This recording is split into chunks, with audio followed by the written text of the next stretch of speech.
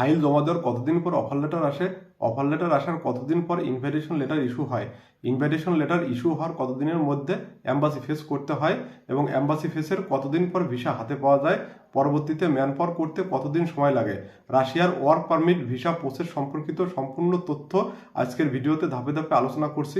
আশা করি আপনারা সম্পূর্ণ ভিডিওটি দেখবেন। Welcome back to Ankit in Russia. তো এজেন্সিতে ফাইল জমা করার 1 মাসের মধ্যে অফার লেটার চলে আসে।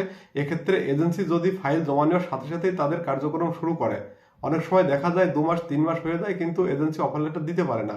এটার মূল কারণ হচ্ছে এজেন্সির কাছে কোনো ভ্যাকেন্সি থাকে না বা রাশিয়ান কাজের কোনো ডিমান্ড থাকে না। তারপরেও এজেন্সি বিভিন্ন মাধ্যম থেকে ফাইল সংগ্রহ করে রাখে। তারা চেষ্টা করে যদি পরবর্তীতে কোনো ভ্যাকেন্সি আসে তাহলে সেই ভ্যাকেন্সিতে এই ফাইলগুলো জমা দেওয়ার।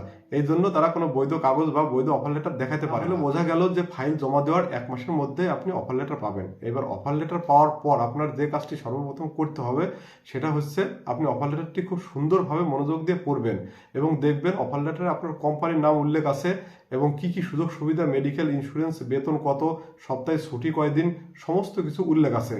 খাওয়া কোম্পানির, থাকা কোম্পানির দেবে কিনা, সমস্ত কিছু উল্লেখ থাকবে অফার লেটারে।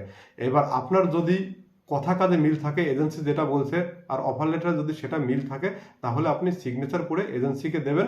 এজেন্সি এই অফার লেটারটি আবার অনলাইন করবে আপনার কোম্পানিতে অনলাইন করার পরে আপনি কোম্পানির সাথে চুক্তিবদ্ধ হলেন যে হ্যাঁ আপনি ওই কোম্পানিতে যাওয়ার জন্য আপনার সিগনেচার করা অফার লেটারটি এজেন্সি যখন কোম্পানিতে পাঠাবে তার ঠিক 1.5 মাসের মধ্যে কোম্পানি আপনার নামে একটা ইনভাইটেশন লেটার ইস্যু করবে। আর এই ইনভাইটেশন লেটার হচ্ছে রাশিয়া যাওয়ার ক্ষেত্রে সবথেকে গুরুত্বপূর্ণ পেপারস। যখন কোম্পানি আপনার নামে ইনভাইটেশন লেটার ইস্যু করবে সেই ইনভাইটেশন লেটার দিয়ে এজেন্সি অ্যাম্বাসিতে একটা ডেট ফিক্সড করবে বা ডেট নেবে। রাশিয়ার যে অ্যাম্বাসি আছে ঢাকাতে, সেই অ্যাম্বাসিতে একটা ডেট নেবে, সেই ডেট অনুযায়ী আপনাকে অ্যাম্বাসি ফেস করতে হবে। অনেক সময় দেখা যায় ইনভাইটেশন লেটার আসার সাথে সাথে এজেন্সি ডেট নিতে পারে না, এক্ষেত্রে 15 দিন দেরি হতে পারে, তাতে কোনো অসুবিধা নাই। তারপর আপনি অ্যাম্বাসি ফেস করলেন এবং আপনার কাঙ্ক্ষিত ভিসাটি অ্যাম্বাসি ফেস করার 1 সপ্তাহের মধ্যে আপনি আপনার হাতে পেয়ে যাবেন। ভিসা পাওয়ার পরবর্তী ধাপে থাকছে ম্যান পাওয়ার।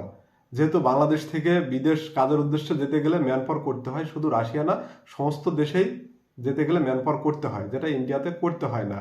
এবার ম্যান পাওয়ার করার জন্য আপনাকে অন্য কোথাও যেতে হবে না, আপনার জেলাতে বিএমএটি অফিস আছে, সেখানে আপনাকে ফিঙ্গার দিতে হবে বিএমএটি কার্ডের জন্য। আপনি ফিঙ্গার দেওয়ার 2 থেকে 3 দিনের মধ্যেই আপনি আপনার বিএমএটি কার্ডটি হাতে পেয়ে যাবেন এবং এই বিএমএটি কার্ডটি হাতে পাওয়াই হচ্ছে রাশিয়া যাওয়ার সমস্ত প্রসেসিং আপনার কমপ্লিট। এরপরে শুধুমাত্র আপনাকে টিকিটের জন্য অপেক্ষা করতে হবে এজেন্সি কবে আপনার টিকিটটি দেবে। বোঝা গেল আপনি যখন রাশিয়াতে ফাইল জমা দেবেন সেই দিন থেকে শুরু করে যদি এজেন্সি সঠিকভাবে কাজ করে সবকিছু মিলিয়ে 4 মাসের বেশি লাগার কথা না। যদি এজেন্সি সঠিক হয় তাহলে 4 মাসের মধ্যে আপনাকে রাশিয়াতে পৌঁছে যাওয়ার কথা। ম্যান পাওয়ার কমপ্লিট হওয়ার পর টিকিট কেটে আপনারা রাশিয়াতে চলে গেলেন, ভাবলেন যে আমাদের তো সবকিছু কমপ্লিট, আর কিছু বাকি নাই। কিন্তু না, এখানে সবকিছু কমপ্লিট না। রাশিয়াতে পৌঁছানোর পর আপনাদের প্রথম কাজ হচ্ছে ফিঙ্গার দেওয়া আর মেডিকেল করা। কোম্পানি আপনাদেরকে দিয়ে ফিঙ্গার দেওয়াবে এবং মেডিকেল করাবে। তারপর কোম্পানি আপনাদের 2টো কার্ড ইস্যু করবে আপনাদের নামে, একটা হচ্ছে পুলিশ কার্ড আর একটা হচ্ছে আপনার ওয়ার্ক পারমিট। এবার আপনারা অনেকেই জানেন যে ওয়ার্ক পারমিট তো বাংলাদেশ থেকে আপনারা পেয়ে যাচ্ছেন, ওয়ার্ক পারমিটের উপর নির্ভর করেই আপনারা রাশিয়াতে যাচ্ছেন। তাহলে রাশিয়াতে গিয়ে কি জন্য আবার ওয়ার্ক পারমিট? আপনারা বাংলাদেশ থেকে যেটা পান সেটা হচ্ছে ইনভাইটেশন লেটার, ওটা হচ্ছে আমন্ত্রণ পত্র, কোম্পানি আপনাকে আমন্ত্রণ জানালো। তারপর রাশিয়াতে আসার পর হচ্ছে আপনার নামে ওয়ার্ক পারমিট ইস্যু হবে, সেটা হচ্ছে ওয়ার্ক পারমিট। এই ওয়ার্ক পারমিটের উপর নির্ভর করেই কিন্তু আপনার রাশিয়াতে কাজ করতে হবে, অন্যথায় আপনি কাজ করতে পারবেন না। এক্ষেত্রে দেখা যায় যে কোম্পানি আপনার নামে 1 বছর অথবা 6 মাসের ওয়ার্ক পারমিট ইস্যু করে প্রথমত। এটা নিয়ে ঘাবড়ানোর কিছু নাই। ওই ওয়ার্ক পারমিটের মেয়াদ শেষ হওয়ার পরে আপনাকে আবার কোম্পানি রিনিউ করে দেবে, রিনিউ করে দেখা গেল যে আর 6 মাস বাড়িয়ে করে। বুঝতে পারলেন। দেখা হচ্ছে পরবর্তী অন্য কোনো ভিডিওতে। তত সময় ভালো থাকুন, সুস্থ থাকুন।